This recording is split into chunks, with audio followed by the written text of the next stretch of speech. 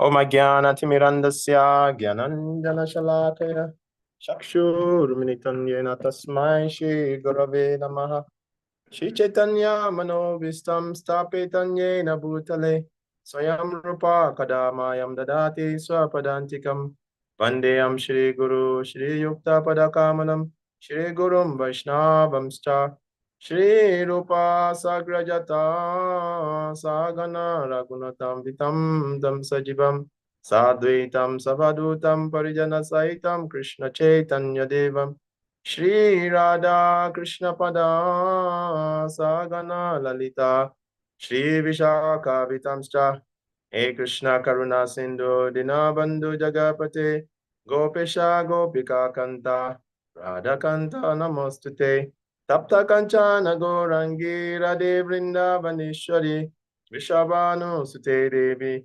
Pranamami Hari Priye Vanchaka Patarubhyascha Kripa Sindhu Bhyaivacha Patitanam Pavanebhyo Vaishnavebhyo Namo Namah Jai Shri Krishna Chaitanya Prabhu Nityananda Shri Advaita Gadadara Srivasadi Gaura Bhakta Vrinda Hare Krishna Krishna Krishna Hare Hare Hare Rama Rama Hare Hare. Hare Krishna. So you are welcome to today's section. So today we are going on text 10. It's okay, problem. So let me try to share the screen. So how many of us have gone through it before class?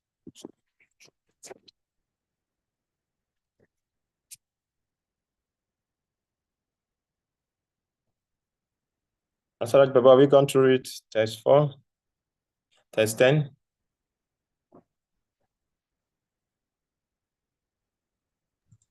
Yes, Prabhu. Oh, very good. So you want to share your thought with us before we start? What did you understand? Yeah, Prabhupada actually got a lot of points here. He mentioned with regards to different types of like levels. In the first part, he mentioned with regards to the karmis, that the karmis are into pious activities, and then for some time, if they get exhausted, or they can be elevated into the heavenly planets. But also after some time, Prabhupada teaches us that after some time, if their pious activities get exhausted, they still have to come back down to the material world. And then also Prabhupada mentioned with regards let me just go back, that we should know what is the Atma Tattva, or the constitutional position of the soul. And then he also mentions the jhanis, Yes. which are the fruitive activities that has knowledge with the Vedas, in regards of Vedas. That he also mentions that the jhanis, when they come to the platform of devotional service, they will be even higher than the jhanis, because they already know what is the goal. And then also Prabhupada did mention with Radhakund as well. He did also mention Radhakund as the topmost place, and how Shrimati Radharani's relationship with Krishna, that he is the topmost among the gopis. And then what is the mood of Shrimati Radharani? How did Prabhupada also briefly mentioned that Sri Chaitanya Mahaprabhu manifested, or Shrimati Radharani, or Krishna manifested as Shrimati Radharani to get the mood.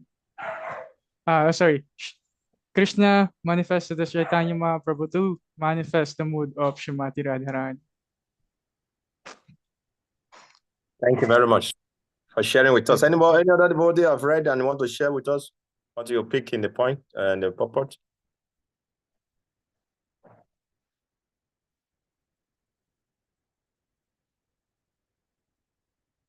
Okay, let's go through the text and the purport.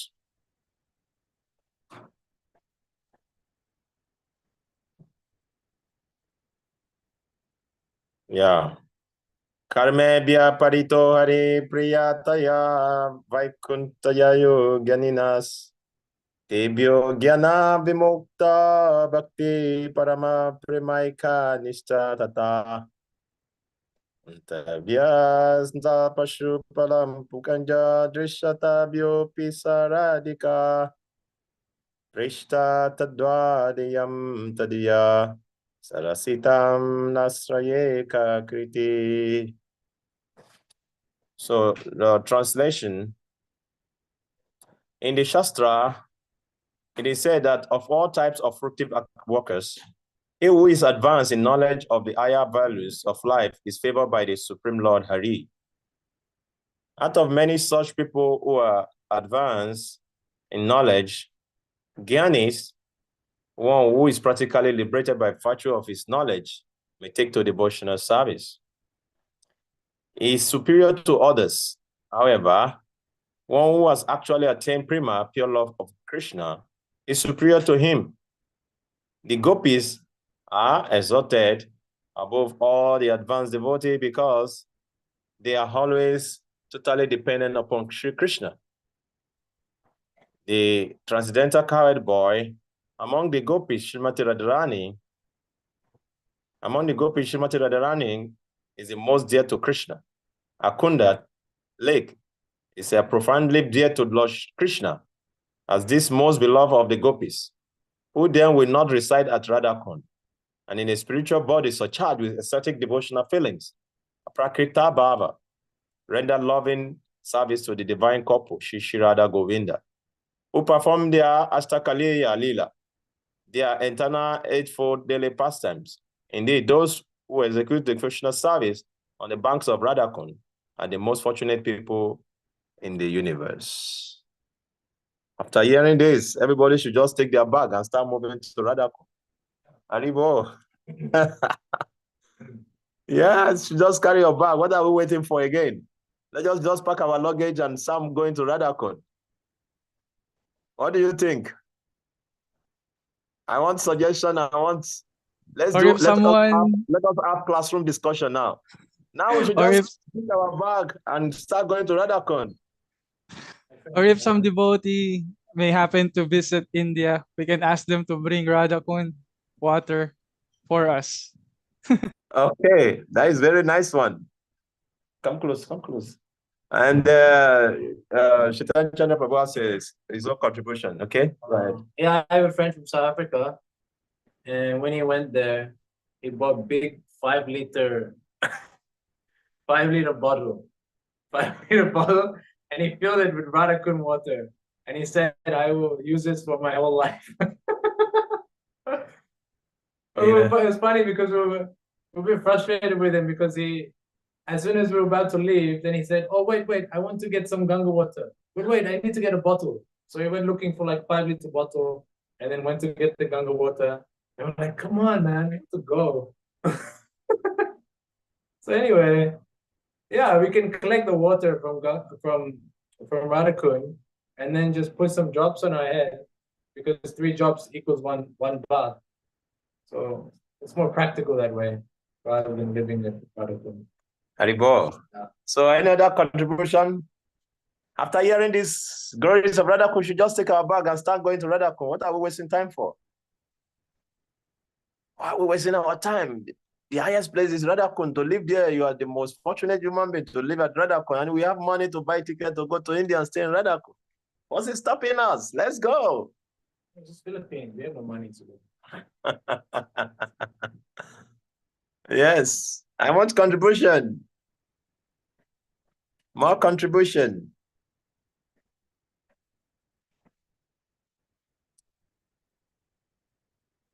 Ryan Prabhu. I'm thinking you should supposed to be packing your luggage and start going to Radhakund. What are you waiting for? Yeah, maybe next year when we are ready. I want to go there. So you're actually going to stay in Radhakund next year? when we go to Japan. How are you going to maintain your family? No, we will only at first time, maybe next year, just to visit. Yeah, okay, you can visit. Yeah, you visit is you are allowed to visit. I was thinking you are going to stay there for the rest of your life. Then you become a baby. we cannot say it for now. Yeah. We'll see. We'll Yeah. see. To be Yeah, sure, we cannot stay for now. Yeah, we cannot stay for now because we still have so many material desires. Okay. It is mentioned that for those who can chant the holy name of the Lord 24 hours a day without stopping, then you are qualified to go and reside at Radhakund. If you cannot chant the holy name of Krishna 24 hours a day, no attraction for chanting the holy name of Krishna 24 hours a day, then my brother, my sisters, you just stay wherever you are and just try to think of Krishna. Okay? Yeah, let me finish. Okay? Just stay wherever you are and think of Krishna. This morning, we were reading from Chaitanya Charitamrita about the pastime of Raghunath Das Goswami. Raghunath Das Goswami was happens to come from a very wealthy family. You know, the description of his wealth was like the wealth is like equal to Indra, and the wife of Raghunath Das Goswami is as beautiful as the wife of Indra, very beautiful. But Raghunath Das Goswami again and again was trying to run away from home. You know, he would try to run away from home. His parents would send security men to catch him and bring him back. Every time we run away from home, just imagine somebody who is living a very comfortable life and just want to renounce everything and go and just surrender his life to Krishna.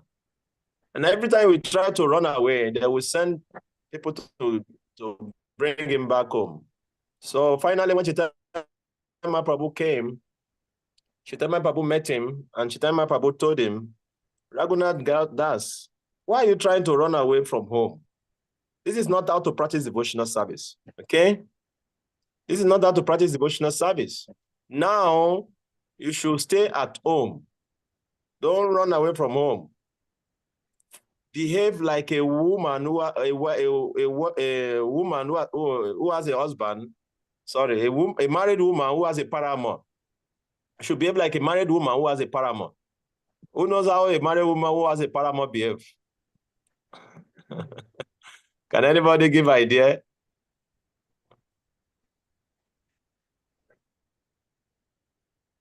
Any suggestion? A married woman who has a paramour, how do they behave? Unmute yourself.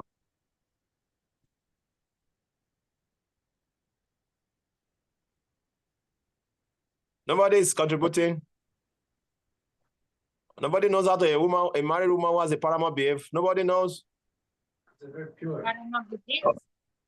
You are a pure devotee of Krishna, so you don't know how a married woman who has a paramour behave. Okay. Since no one knows, let me explain. A married woman who has a paramour means that a married woman who has another boyfriend, okay, is married, but he has a boyfriend out of marriage. Okay, okay, maybe you don't understand what I'm saying. Okay, now you understand what I'm saying, eh? Yeah. A woman, a married woman who has a paramour, they behave very perfectly at home. You understand? They don't know the word paramour. Yeah, you don't know the meaning of the word paramour. That's why you didn't get my point. Okay, I understand. So a married woman who has a paramour means a married woman who has a boyfriend. Okay, so a married woman who has another boyfriend behave perfectly at home. He will cook on time. He will wash the husband clothes. He will do everything. But in her mind, she's always thinking I want to meet the boyfriend. You got the point. So Chaitanya Prabhu told Raghunath Das Goswami to behave like that. You stay at home, but in your heart, always think of Krishna. You got it now. You got the point? Yes. Okay, tell me what you understand. Let me see whether you got the point. A paramour. Yeah, you mean paramour. A married woman, but you know, in his head or in his heart or somewhere, what do you call this? Somewhere at the back of the brain, he is not fully surrendered to the man, to the husband. Even if she stay home doing the responsibility, but in her heart, it's not loving pure to the man, to the husband. The same Why? way. Why? Because there is an attachment to a third party.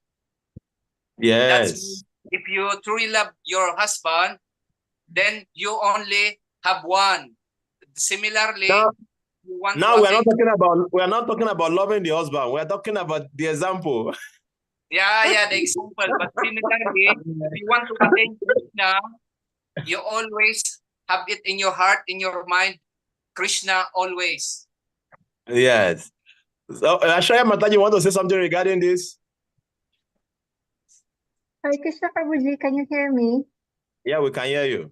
Yeah, so based on my understanding is like, for example, me, I'm gonna enter Gasha Ashram, I'm gonna get married. But then it does not mean that I have to always think about my husband. I have to think of Krishna, and my husband is just the representation of Krishna. I have to serve him, I have to take care of him, but then in my heart, I have to always remember Krishna. Something like Thank this. Thank you very much. So Chaitanya Mahaprabhu told Raghunath Das Goswami, you have to go back home. Don't try to run away from home. You should stay at home and behave like a married woman who has a paramour. Means a married woman who has a paramour means she's always performing her duty perfectly, but at the back of her mind, she's always thinking when to meet the paramour. You understand? So the same way also, we have to carry out our daily activities. You know, doing our office, if you are working at the office, whatever is your duty. But at the back of your mind, you're always thinking of Krishna. So that is how to engage in devotional service. That is what Chaitanya Mahaprabhu told Raghunath Das Goswami. So what I'm trying to say, why am I bringing that point?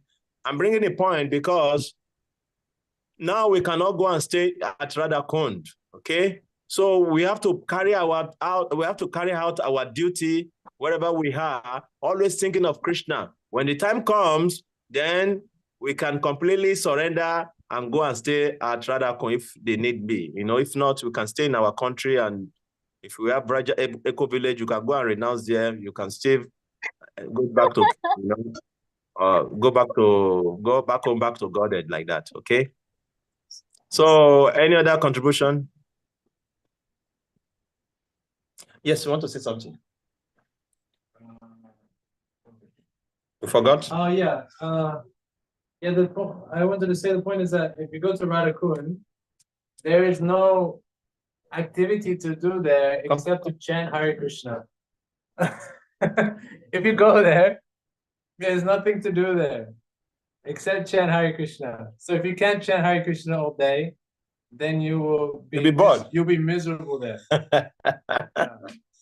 The only thing you can do there is chant Hare Krishna or visit the different holy places and chant Hare Krishna there, or do kirtan, circumambulate Radhakund, and chant Hare Krishna. That's all you can do there. So if you don't like to chant Hare Krishna, then you will not like it there. You'll be miserable. Yeah.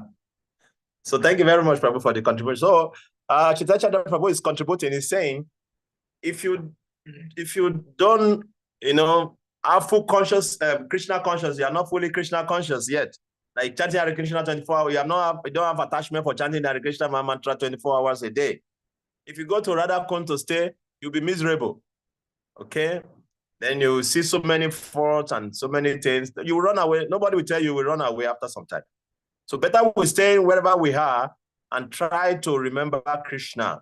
So that is what the import of this. So any other comments? Let's read more. Prabhupada's purport. Okay.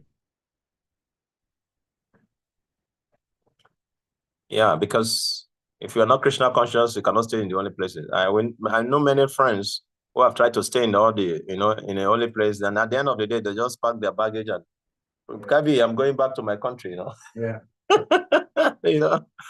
Purport, who wants to read? Sorry? Oh, yes, you can read.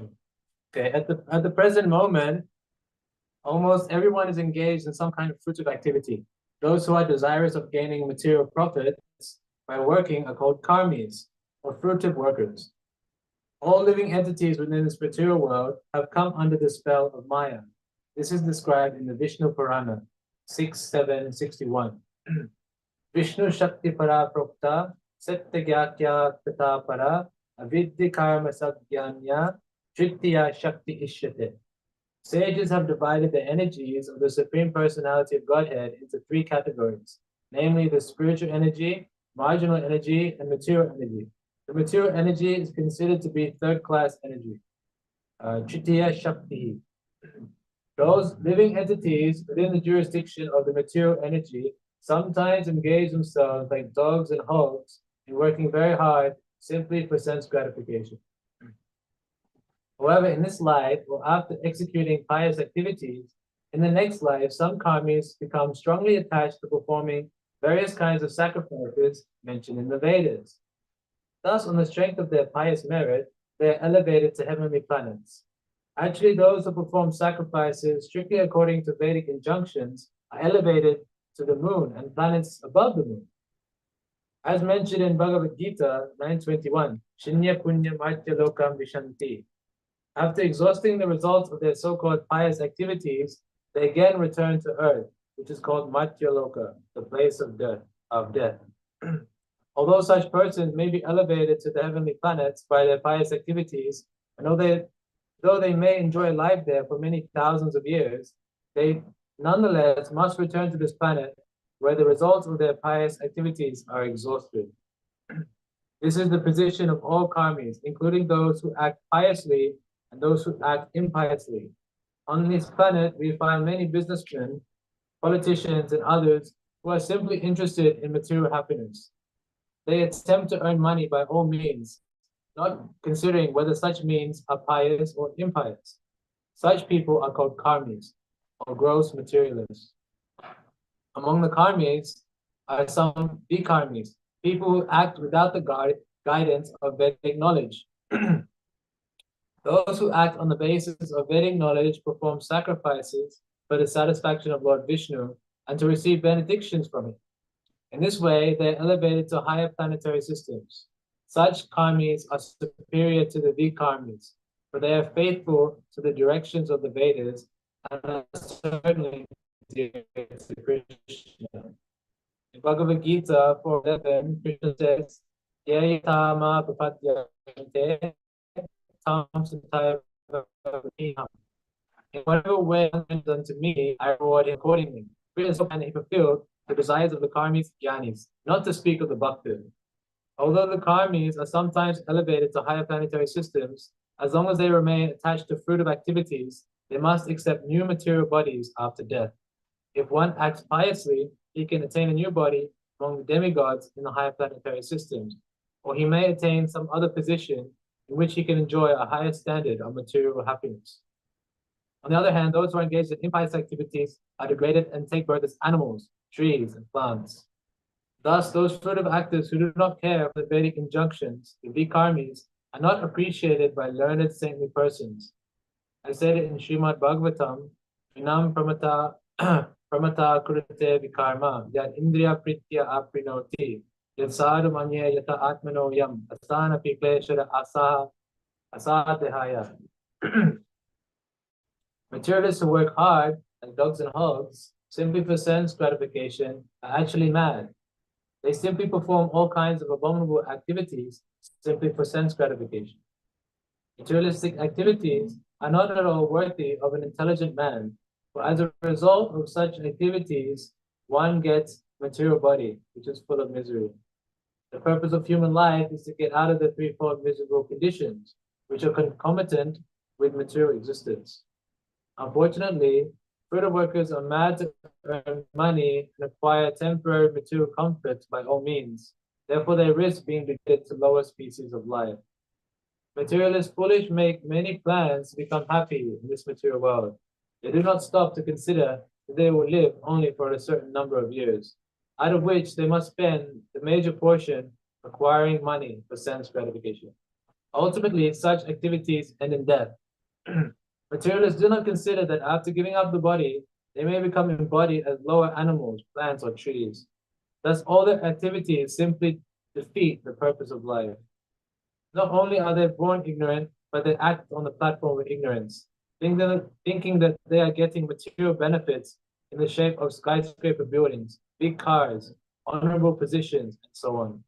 The materialists do not know that in the next life, they will be degraded and that all their activities simply serve as parabab, their defeat. This is the verdict of Srimad Bhagavatam 555. Parabhavastavad aboda jataha. One should therefore be eager to understand the science of the soul, Atma Tattva. Unless one comes to the platform of Atma Tattva, by which one understands that the soul and not the body is oneself, one remains on the platform of ignorance. Out of thousands and even millions of ignorant people who are wasting their time simply gratifying their senses, one may come to the platform of knowledge and understand higher values of life. Such a person is called a Gyani. I'm going to stop here because it's now next. Yeah. Yeah. You can continue talk about the Gyanis. Yeah. Me? You can read. Oh, okay.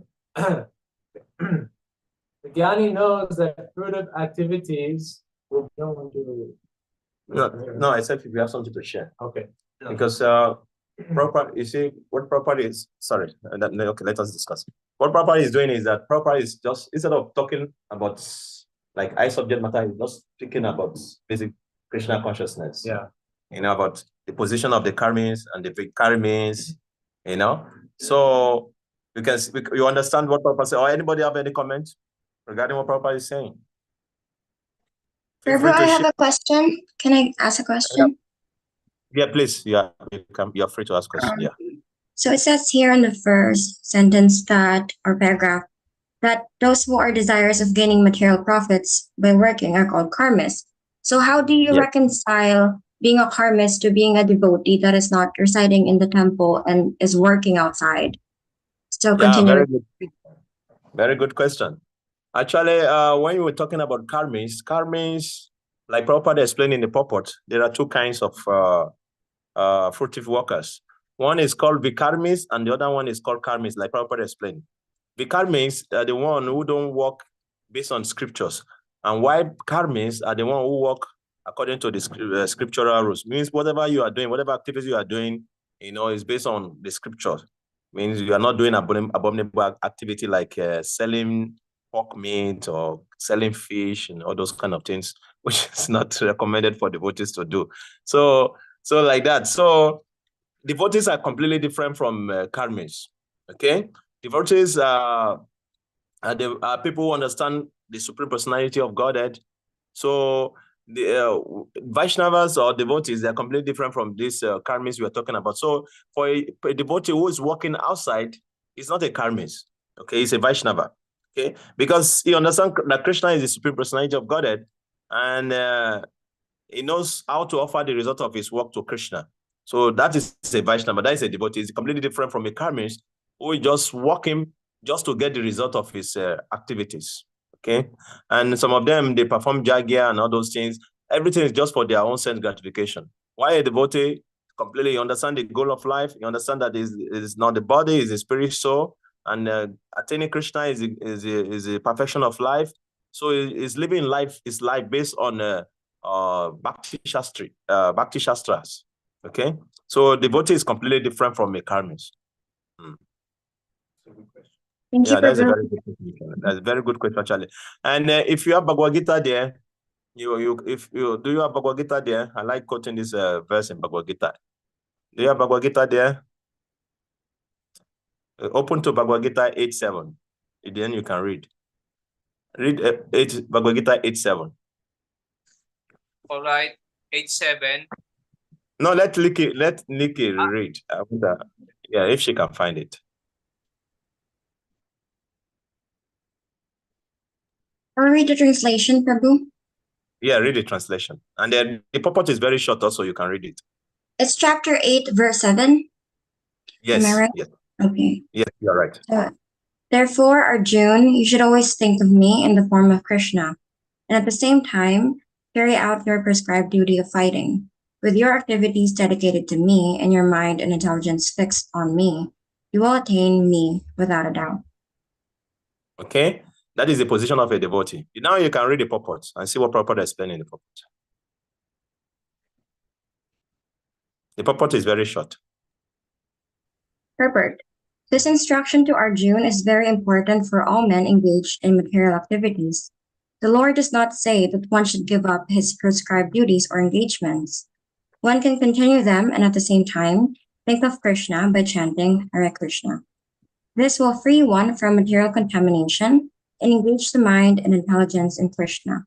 By chanting Krishna's name, one will be transferred to the supreme planet, Krishna Loka, without a doubt. So this is the position of devotee, okay? That is proper instruction for all devotees. We continue carry out our prescribed duty, but we should always chant Hare Krishna. Like in the morning you wake up, you chant Hare Krishna before going to your work, then like that. That is how to purify your work and purify yourself. And Prabhupada mentioned in the purport, if a devotee can live this kind of life, then you'll be transferred to Krishna Loka, without a doubt. Okay, so devotee is completely different from the karmis that Prabhupada is describing in this part of the purport. Is it understood? Yeah. So let's continue to Gyanis. We want to say something? Anybody have any more comments or question? I guess I can ask. Okay, you want to ask question or you want to add? No, Let's say continue. yeah, Go ahead. because Prabhupada writes here that such karmis are superior to the ekarmis, for they're faithful to the direction of the Vedas and are certainly dear to Krishna. So these karmis, they are following the direction of the Vedas. So there are different degrees of karmis. There are those who are maybe offering or doing an animal sacrifice once a month on full moon or something like that. That is also according to the Vedas. There are those who are maybe completely vegetarian, etc., but they may not offer to Krishna. So they're also following the Vedas in some sort of way. But the topmost, is because we're doing everything for Krishna. We're offering our food, doing all of our activities are dedicated to Krishna, then it's karma free. So then we are not karmis. So I guess that's the difference. Yeah.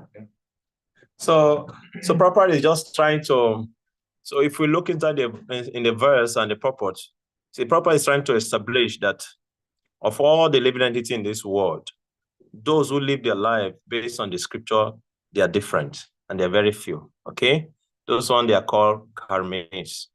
Okay, among those who are karmis, there's another kind of living entity who are a little bit higher. Those ones they take interest in cultivating knowledge. Those ones are called Gyanis. So let's read about the Gyanis. Prabhupada describe about the Gyanis. Let's see what Prabhupada say about Gyanis in the purport. Okay, so we can continue. Someone else want to read the Gyanis?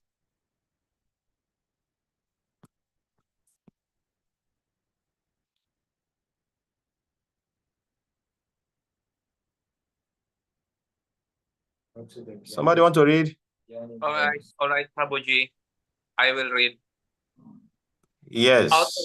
Okay. Here. Where's the place? The Gyani knows. The Gyani knows. The Gyani. All right. The Gyani knows that fruitive activities will bind him to material existence and cause him to transmigrate from one kind of body to another, as indicated in Srimad Bhagavatam by the term Sarira Bandha, bound by bodily existence. As long as one maintains any conception of sense enjoyment, his mind will be absorbed in karma, fruitive activity, and this will oblige him to transmigrate from one body to another. Thus, a jnani is considered superior to a karmi because he at least refrains from the blind activities of sense enjoyment. This is the verdict of the Supreme Personality of Godhead. However, although a jnani may be liberated from the ignorance of the karmis, unless he comes to the platform of devotional service, he is still considered to be in ignorance, avidya. Although one may be accepted as a jnani or one advanced in knowledge, his knowledge is considered impure because he has no information of devotional service and thus neglects the direct worship of the lotus feet of the Supreme Personality of Godhead. When a jnani takes to devotional service, he rapidly becomes superior to an ordinary jnani. Such an advanced person described as Yan Vimukta Bhakti Parama. However, a jnani takes to devotional service is mentioned in Bhagavad Gita 7.19, wherein Krishna says, Bahunam Janmanam Ante na Jana Navam Mam Prapadyate Vasudeva Sarvamite Sa Mahatma Sadurlabha. After many births and deaths, he who is actually in knowledge surrenders unto me, knowing me to be the cause of all the causes and all that is. Such a great soul is very rare. Actually, a person is wise when he surrenders unto the lotus feet of Krishna, but such a Mahatma, great soul, is very rare. After taking to devotional service, under the regulative principles, a person may come to the platform of spontaneous love of Godhead, following in the footsteps of great devotees like Narada and Sanaka and Sanatana. The Supreme Personality of Godhead then recognize him to be superior. The devotees who have developed love for Godhead are certainly in an exalted position. Of all these devotees, the gopis are recognized as superior because they do not know anything other than satisfying Krishna, nor do the gopis expect any return from Krishna. Indeed, sometimes Krishna put them into extreme suffering by separating himself from them. Nonetheless, they cannot forget Krishna. When Krishna left Vrindavan for Mathura, the gopis become most dejected and spent the rest of their lives simply crying in separation from Krishna. This means that in one sense, they were never actually separated from Krishna. There is no difference between thinking of Krishna and associating with him. Rather, Vipralamba Seva, thinking of Krishna in separation, as Sri Chaitanya Mahaprabhu did, is far better than serving Krishna directly.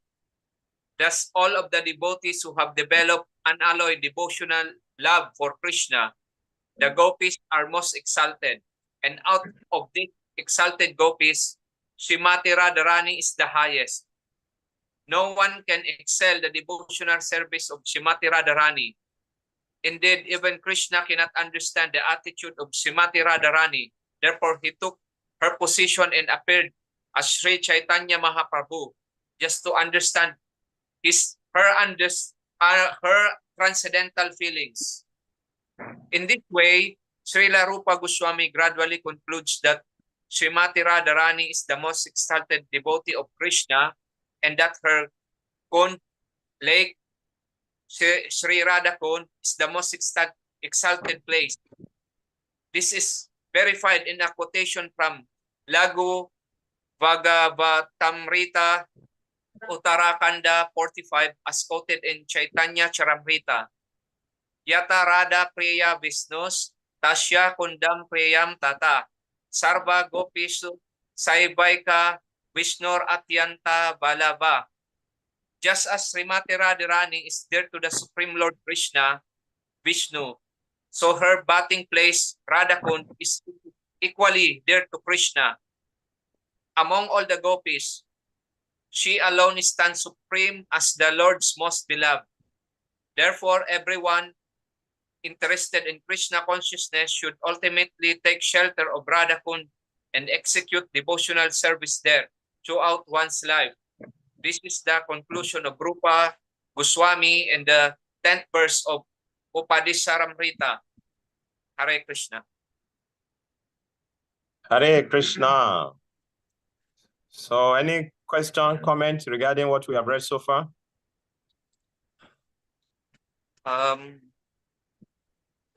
I have a question here, Prabhuji. Please go ahead. It's about the, wait, I need to go back. It's about the, when Lord Shri Krishna cannot understand the, what is this, the emotion of Srimati Radharani, and took her position and appeared as Sri Chaitanya Mahaprabhu.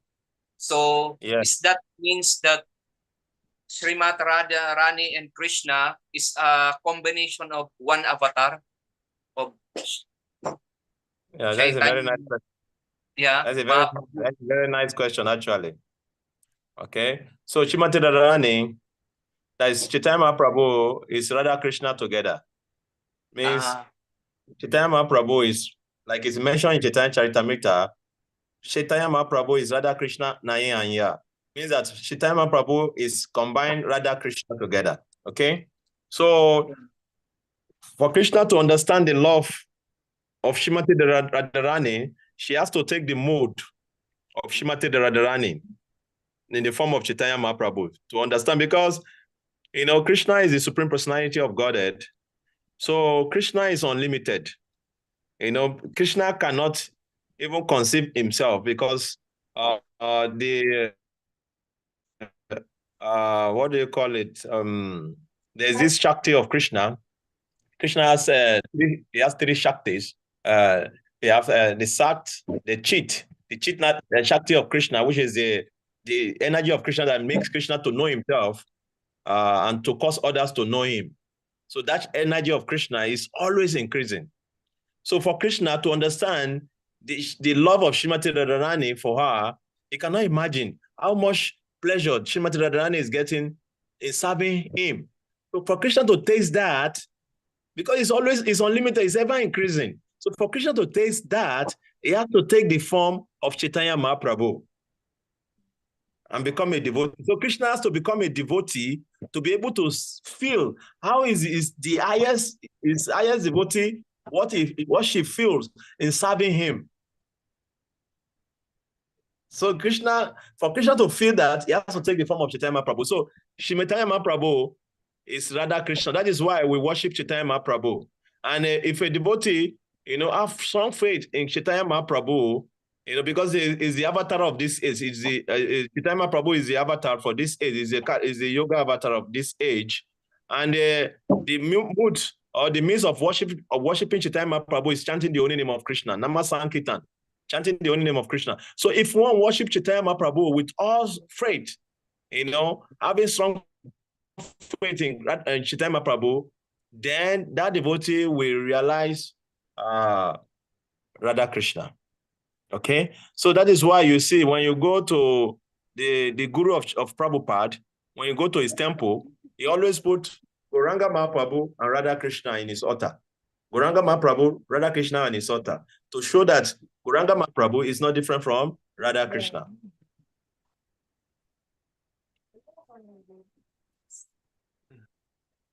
You get the point? Yes. Yes, Prabhuji. Right, Prabhu? Yes, Prabhuji. You get the point? Yes, Prabhuji. It's a very big topic. Yeah, it's a very big topic. It's a very big topic.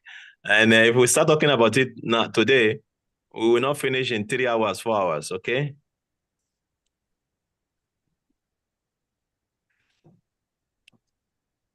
Or you want me to start talking about this so that we can forget about sleeping this night? Okay. More. But I don't know if it's appropriate for Share more. Let's see. because Babuji asked a question. Hare Krishna. Yeah, because actually the worship of Gornitai is not traditionally done in how Sampradaya until Srila Prabhupada inaugurated it.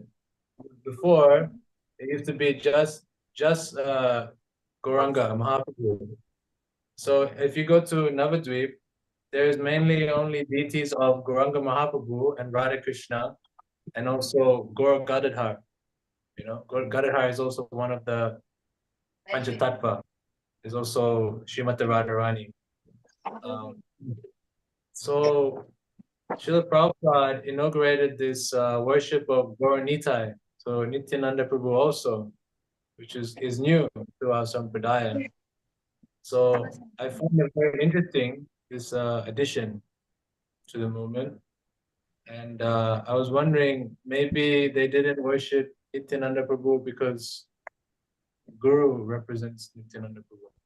So there was no need to have Nityananda worshipped on the altar. What is your thoughts about that? Okay. Did you hear Prabhu's question? Did you get the question? I want to know whether you will get the question before I start answering. That's right, problems. Did you all get the question? Please, somebody should unmute your mic and say something so that we know we are together. Did you all get the questions? The question Prabhu was asking? If I hear him correctly, Prabhu, he was asking that if it's with regarding to Nityananda Prabhu or Nityananda, Lord Chaitanya's brother, if it's allowed or to be worshipped because he's a guru, he's also considered a guru. Is that a question? His question is that, so I want to know whether you really understand the questions before I start speaking. But there's no need to start speaking if we don't understand the question. So the question was, before now, there was no worship of Gaura Nitai, that is Nityananda and Gauranga Mahaprabhu. Okay, Prabhupada's guru was worshiping Gauranga Mahaprabhu and Radha Krishna. That was his own worshipable deity.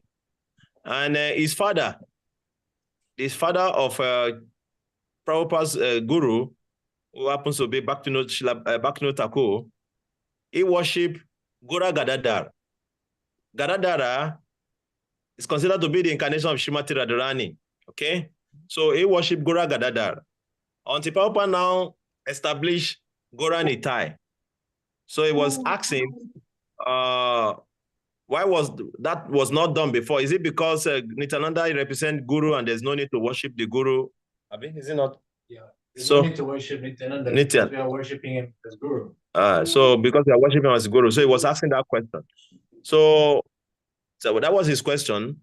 So my answer would be that, you see, like Bhakti Thakur, he worshipped Gauranga Mahaprabhu and Gadadhar because Gauranga Mahaprabhu represents Krishna and Gadadhar represents Radharani. So he worshipped Gaura Gadadhar, seeing the form of Gauranga Mahaprabhu as Krishna and Radharani, because the Gaudiya Vaishnavas, they are more attached to Radha Krishna. Where the Vaishnavas, Brahma Madhya, Gaudiya Vaishnavas, they are very attached to Radha Krishna. So he decided to worship Gaura Gadadhara, his son, because he sees no difference between Radha Krishna and Gauranga himself. So he worshipped Gauranga and Radha Krishna. You can see that every devotees get their own personal realization with the worship of Krishna. This is what I've seen in this. The father was worshiping Gaura Gadadhara, thinking Gauranga Mahaprabhu to be Krishna and Gadadhara to be Radharani, which is not different, which is true. But his son, knowing that Gauranga Mahaprabhu is Radha Krishna combined, he decided to worship only Gauranga Mahaprabhu and Radha Krishna, and it's still correct. Okay? Then the question is now, why Prabhupada instituted Gaura Nitai? Prabhupada instituted Gaura Nitai because Lord Nityananda Prabhu is the chief of the preaching, in charge of preaching, and also is the CEO of Nama Sankirtan, okay?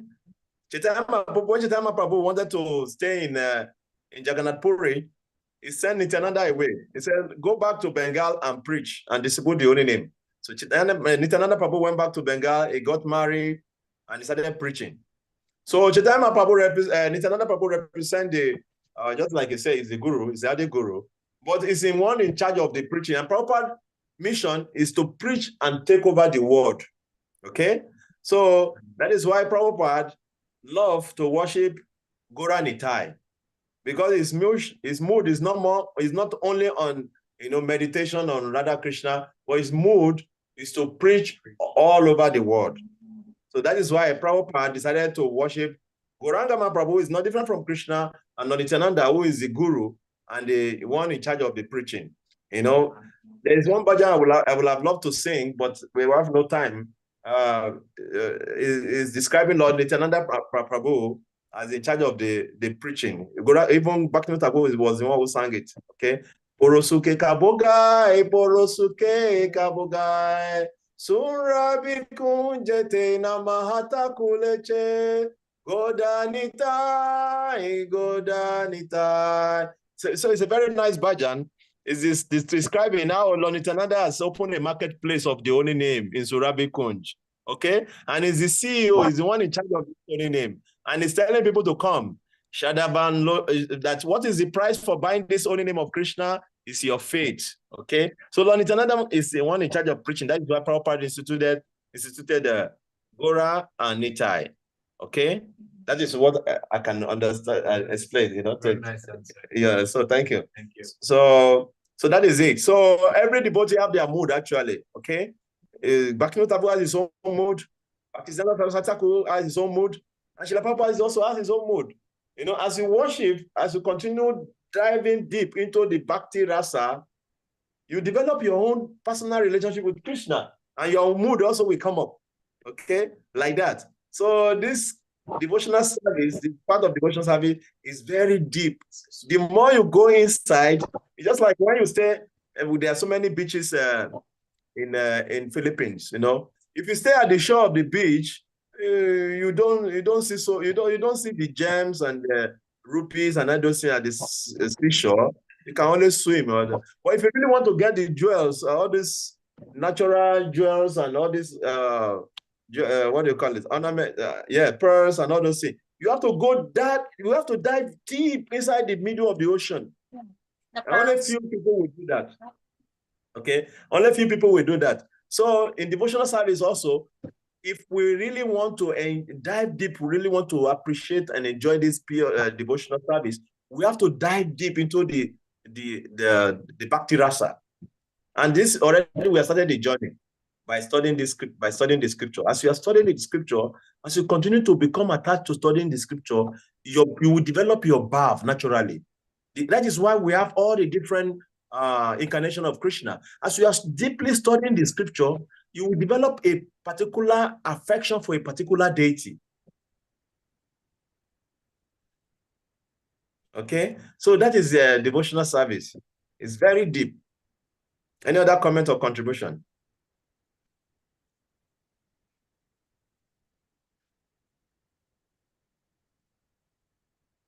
So Srimati Radharani, she is the topmost devotee of Krishna, as explained by Prabhupada. So what Prabhupada was explaining, just like in the verse, we have, like Krishna mentioned in Bhagavad Gita, who can open to 7.3? Quickly you can read, okay? If you've seen it. Krishna mentioned in Bhagavad Gita 7.3, very nice verse to buttress this point. Out of many thousands among men, one may endeavor for perfection, and of those who have achieved perfection, hardly one knows me in truth. Okay, so out of many thousands among men, so not that one. No. Sahasranam. Manusyanam Sahasreshu. Manusyanam Sahasreshu. Kasi Yatatisi Yatatama Apisidanam. Kasima Petita Tataha. So Krishna mentioned in verse 7.3 that out of many thousand among men, those who are few of them are endeavoring for perfection. And of those who have really achieved perfection, hardly one knows me in truth. If you study that statement very deeply, just meditate on it for some time and just think about it. You will know, you will come to realize that only very few people really understand or knows God. You know, only very few people know God in this material world. In this world we are in, only very few people. Very few. And that is why you see Prabhupada was explaining that we have karmis, we have gyanis, and of these gyanis, then we have the pure, intimate associate of Krishna. And among them, we have Srimati Radharani. You see, in Briha Bhagavatamrita, in the part 1, Srila Sanatana Goswami explained very nicely the hierarchy of the different level of devotees. He started from the South Indian Brahmana, then he went to the king, and then from the king to Indra, from Indra to Lord Shiva, from Shiva to Hanuman, from Hanuman to the Pandavas, and from Pandavas to Uddhava, from Uddhava to the gopis. Like that, he described the hierarchy of devotees in Briha Bhagavatamrita part 1. Very nice book of Sanatana Goswami, narrated all this, the hierarchy of devotee of Krishna. So it's very, very wonderful. So among all the human beings, those who are following the scripture, they are very special. They are called karmis. Those who are following the scripture. Among the karmis, those who are cultivating knowledge, they are even more special. They call gyanis. Those who are cultivating spiritual knowledge, they are called gyanis. Okay, those ones, they may not even understand Krishna as the supreme God, because most of them generally they believe in the personal aspect of God. So they are called gyanis. Among the gyanis, one who develop, the desire for devotional service, like Krishna mentioned in Bhagavad Gita, but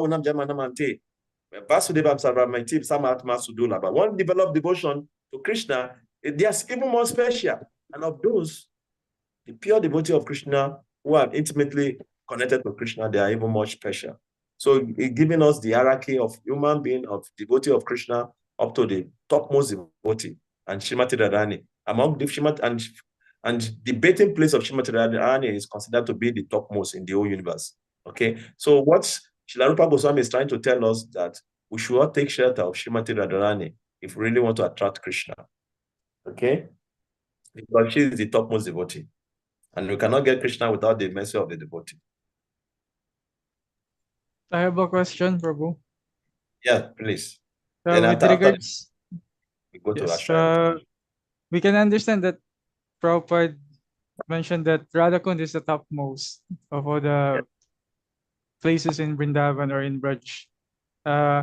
Can you tell us more about wearing Radhakund tilak? What is the mood? What is the difference between Radhakund and the yellow tilak that we are using? Yes, I understand. Yeah, devotee, they have different bhav. So, like the yellow tilak is called Dwarka tilak. It's from Dwarka. They get that from Dwarka. While the black tilak is from Radhakund. So some devotees, just like we have here the glories of Radhakund. So they want to keep contact with Radhakund. So they love to use black tilak. Okay, so there's nothing, and the yellow tilak is readily available. There's mass production of that for business. That is why we find that. So there are some people just for their why will I say it? How will I say it? Sampradaya, they just want to stick to that using of that black tilak. But we don't discriminate. Whether it's white or black, it's still the same. Most important thing is to call the name of Lord Vishnu, call the name of Krishna when you are putting your tilak on your forehead. Even if you are going to your office, you don't even need to put yellow tilak. You can use water. You have to use water to put tilak. Means that you have to always put tilak, even though the tilak will not be visible. Most important thing is calling the name of Krishna to purify your body. So you can even use water when you are going to office. You call Om Keshavaya Nama, you put Om Narayana Nama, Om Madhavaya Nama, you put it on a different part of your body. So most important thing is calling the names of Krishna on your body. So, but the devotee will use black tilak out of bhava to always remember Radhakund and remember to keep their remembrance that Radhakund is the topmost. So, and they want to be the servant of Srimati Radharani. So they put that black tilak, but we are not fanatic about that. Okay? I have comments on this. Yeah, continue.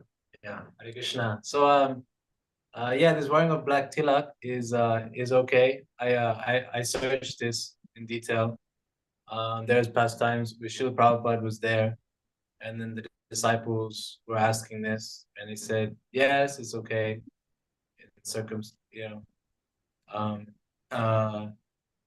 But then there's also understanding that that many of the Sahaja Babajis that are residing in Radhakund, they wear black tilak. And so in order to not identify ourselves as also being Sahaja Babajis belonging to Radhakund, then those who take that mood, like for instance, my Guru Maharaj, he takes that mood and he never wears black tilak. Because he doesn't want to identify himself as being affiliated with the Sahaja Babajis or Radhakund. So it depends on the individual, actually, whether one wants to wear the Radhakund tilak so that they can be more connected to Radhakund, or those who want to shun it because they don't want to identify with the Sahaja means cheap devotees, means they're just pretenders, they're not real devotees. Andhra Prabhu is one example where he would mix the white chandan, yellow tilak with the Radhakund tilak, and then also tulsi dirt, and he'd mix it all together. So his tilak was also very different. It was not completely black, and it was not completely white either, yellow.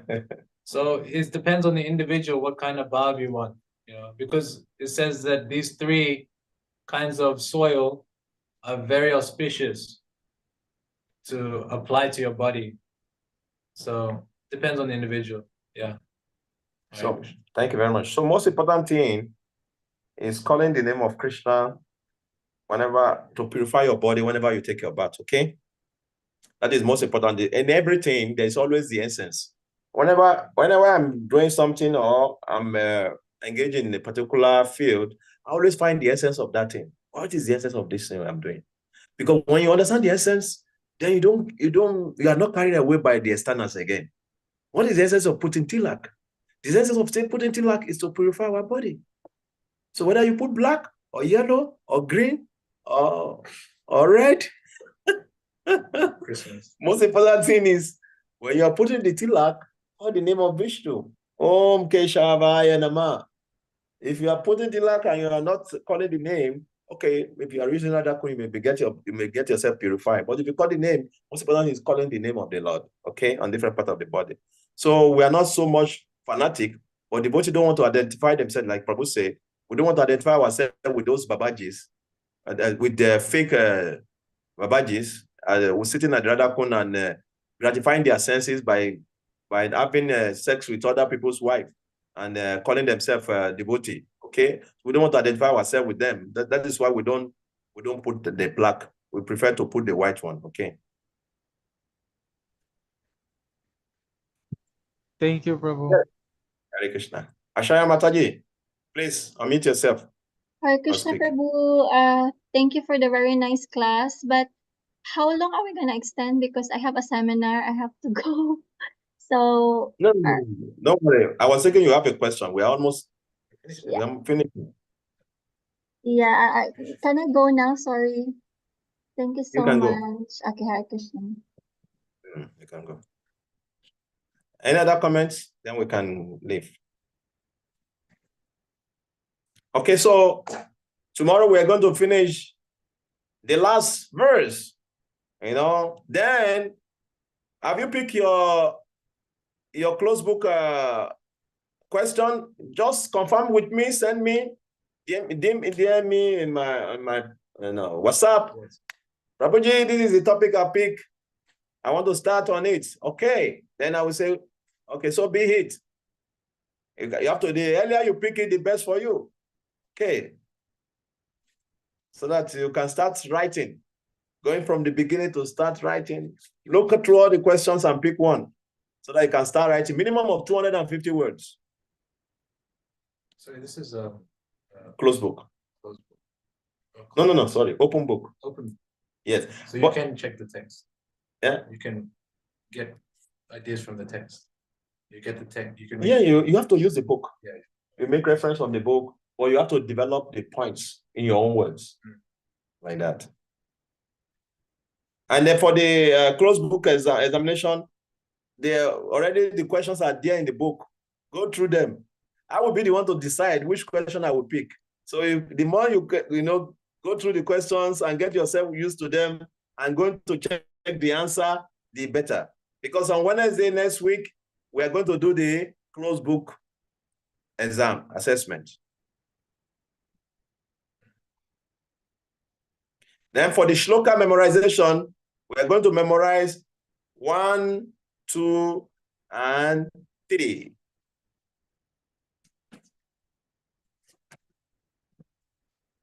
One, two, three.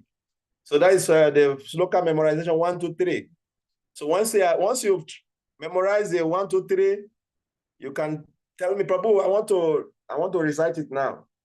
So all these things we are going to give mark for them. Then aggregate will be 100%. Okay. So thank you very much for your time. We continue tomorrow. Hare Krishna. Vancha kapataru biyascha kripa sindhu biya evacha patitanam pavanebhyo vaishnavebhyo namo namaha. So if you have any question regarding the assignment, you have any question regarding the shloka, you have any question regarding everything, anything you don't understand, DM me.